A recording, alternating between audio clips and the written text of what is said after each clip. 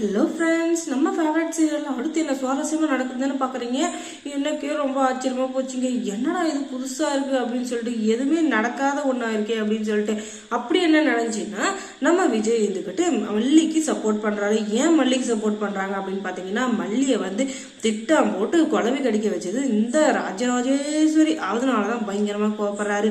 அப்படி கோவப்பட்டவர் சும்மா இருந்தாரா, வீட்டில் இருக்கிற எல்லாரையும் பிடிச்சி ஒரு ஏசி விட்டுறாரு. எல்லாரையும் கேட்குற கேள்வி நக்க பிடிங்கன்னு சாகுற மாதிரி கேள்வி கேட்கிறாரு. பள்ளி மேல ஒரு இது மாதிரி காஃபி தூள் அந்த மாதிரி ஏதாச்சும் இருந்தா கூட முக்கியதோ தெரியல. ஆனா அவங்க வந்து தேன் வந்து கொட்டுற மாதிரி ஒரு இதை வந்து பண்ணியிருக்காங்க. அதனால தேன் கொட்டி அவங்க வந்து உயிருக்கு போற நிலைமையில இருக்காங்க. அதுக்கு காரணம் அவங்க தான். அவங்க பண்ண தந்திர மந்திரம் சூனியம், அதனாலதான் இப்படி எல்லாம் ஆச்சு.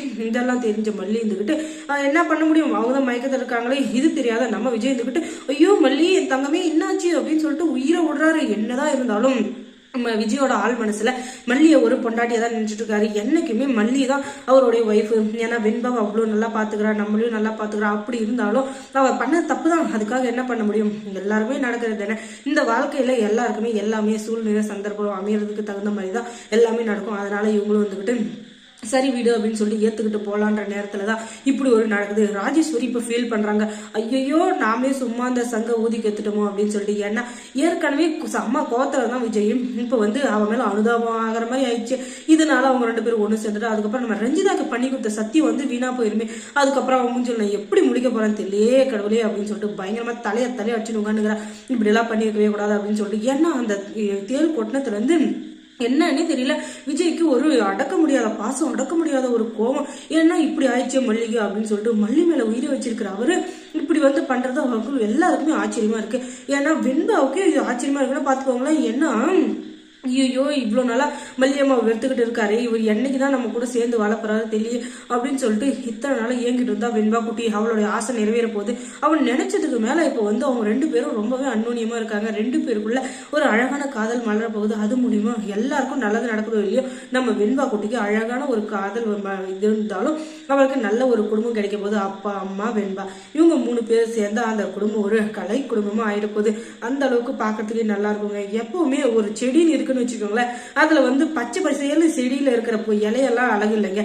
அதுல ஒரே ஒரு பூவாச்சி பூத்தாதே அழகு.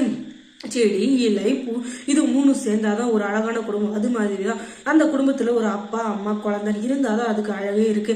அந்த அழகை வந்து ரசிக்கிறதுக்கான நேரம் வந்துருச்சுங்க. எல்லாரும் வெயிட் பண்ணிட்டு இருந்த அந்த நாள் கூடிய சீக்கிரத்துல வரப்போகுது. இவங்க மூணு பேரோட காம்போ எப்படி இருக்க போகுது, அதுக்கப்புறம் வீட்டுல இருக்கிற எல்லாரும் வைத்தறிச்சல் பட போறாங்களா போட மாட்டாங்களா அப்படின்றத தொடர்ந்து நீங்க பாக்கணும்னு நினைச்சீங்கன்னா முதல்ல நம்ம சேனலை சப்ஸ்கிரைப் பண்ணுங்க. அதோட பக்கத்துல இருக்க அந்த பெல் ஐக்கானும் கொஞ்சம் கிளிக் பண்ணுங்க.